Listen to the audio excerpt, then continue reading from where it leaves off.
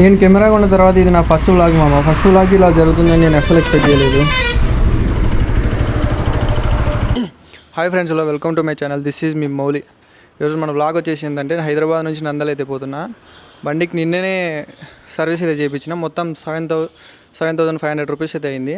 ఏమేం చేంజ్ చేయించానో చూపిస్తాను చూడండి. ఫస్ట్ వచ్చేసి చైన్స్ పాకెట్లు, right side indicator, wheel alignment, oil change, మొత్తం కలిసేసి మనకు 7,500 అయింది బిల్లు. ఇక్కడ Z900 ఒక బైక్ ఉండే గాయస్, చూపిద్దాం అనుకున్నా కానీ ఇది లేదు, బయటికి వెళ్ళినట్టుంది. ఈ లెగ్ గార్డ్లు అనేటివి నేను విజయవాడలో ఉన్నప్పుడు కూడా వాటిని దుబ్బేసినాడు, అవి కూడా వేపించేసినారండి. అగ్రెసివ్ రైడ్ అయితే ఏం అవసరం లేదు, just normal ride.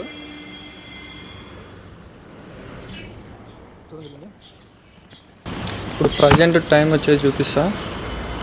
Present time వచ్చేసి 7 అయింది.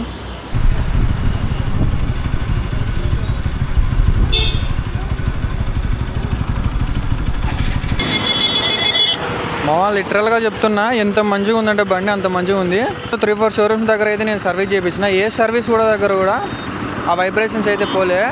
హ్యాండిల్ వైబ్రేషన్స్ 90-80కి వెళ్ళేసరికి సూపర్గా వస్తుండే. కానీ ఇక్కడ హైదరాబాద్లో చేయించిన కదా, సూపర్గా ఉంది. ఇప్పటికి 5 సర్వీసెస్ అయితే చేయించేసిన బండికి. ఈ సర్వీస్లో ఉన్నంత కంఫర్టబిలిటీ ఏ సర్వీస్లో కూడా లేదు. చలో ఇప్పుడు హెల్మెట్ పెట్టుకొని పైన వస్తుండే, హెల్మెట్ తీసేసిన. ఇక్కడ టిఫిన్ బ్రేక్ తీసేసుకొని పెట్రోల్ అయితే పట్టించేసిన ఇప్పుడే. ఇంకా టిఫిన్ బ్రేక్ తీసుకొని వెళ్ళిపోవడమే.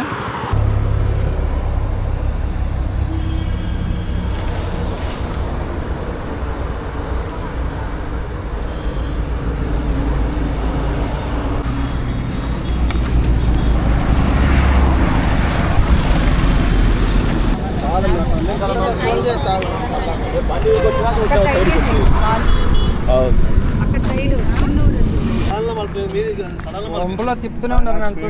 అసలు నాకు యాక్సిడెంట్ ఎలా జరిగిందో చెప్తాను వినండి మామ. నేను బైకర్స్ లైన్లో ఒక 80-90 స్పీడ్లో అయితే వస్తున్నా. యూటర్న్ కట్టుకొని ఒక కార్ రోడ్ అయితే వచ్చినాడు. వాడు మధ్యలో మలుపుకోకుండా సైడ్కు బైకర్స్ లైన్లోకి మొత్తానికి వచ్చేసి నేను 80-90 స్పీడ్ నుంచి బ్రేక్ వేసి తగిలేసరికి ఓ 30 స్పీడ్లో పోయి కారు తగిలిన. ఫస్ట్ నేను కారు తగలడమే నా హెడ్ పోయి రైట్ సైడ్ ఇండికేటర్ ఉంది కదా, ఇండికేటర్ పైన కార్కి అయితే తగిలింది. అక్కడ నుంచి నేను కింద పడి, ఫస్ట్ బైక్ మీద కింద పడ్డామంటే మనకు ఫస్ట్ హెడ్ పోయి తగులుతుంది నేలకు. కింద పడ్డ తర్వాత క్లియర్గా కనిపిస్తుంది భూమి అనేది. రోడ్డు భూమి మీద పడ్డ తర్వాత క్లియర్గా కనిపిస్తుంది, క్లియర్గా పడి ఇలా వెళ్ళిపోతున్నట్టు.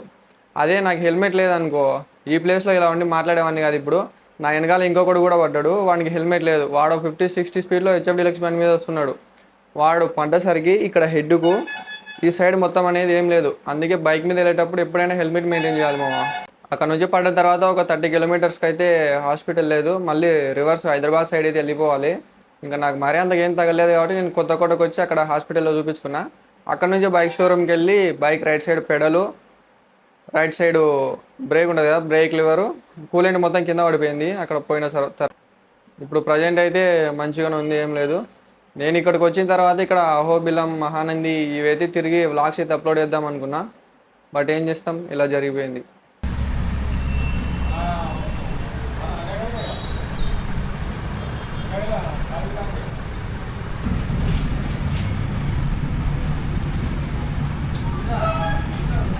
చెప్తున్నా కదా మామ, డాక్టర్ల దగ్గర అయితే అసలు స్మూత్ ట్రీట్మెంట్ అనేది ఉండదు, స్మూత్ హ్యాండిలింగ్ ఉండదు.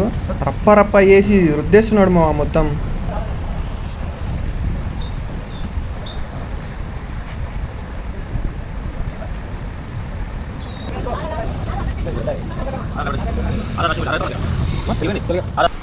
మనం అక్కడ బైక్ మీద కింద పడ్డప్పుడు కూలెంట్ ఆయిల్ మొత్తం వెళ్ళిపోయింది మామ. ఇంకా right side foot rest, break liver మొత్తం డ్యామేజ్ అయిపోయినాయి. ఇప్పుడు అవి చేంజ్ చేపిస్తున్నా. వాటర్ వాష్ అన్న అయితే చెక్ చేసినాడు, ఎక్కడ లీక్ అవ్వట్లేదు కూలెంట్ ఆయిల్ అయితే. ఇప్పుడు ఫుట్ రెస్ట్ అయితే ఫిట్టింగ్ చేపిస్తున్నాం. ఈ ఫుట్ రెస్ట్ అయితే ఇప్పుడు లేటెస్ట్ మోడల్ అయితే దొరకలేదు. ఇది ఓల్డ్ NS200 ఫుట్ రెస్ట్ అంట, దీనికైతే సెట్ కాలే. అందుకు ఉన్న ఎలా నేను మళ్ళీ ఇక్కడ నుంచి 270 కిలోమీటర్స్ ట్రావెల్ చేయాలి, అందుకే ఇప్పించేసిన. మధ్యలో మంచి లొకేషన్ నుండి ఆగిన.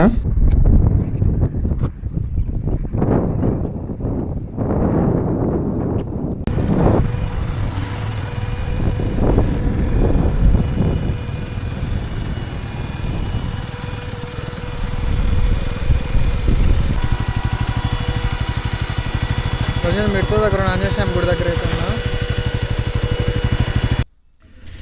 ఎక్కడైనా గుడి ముందర నంది గోమాతను చూసాం మామ, ఇక్కడ కానీ ఒంటెను పెట్టినారు.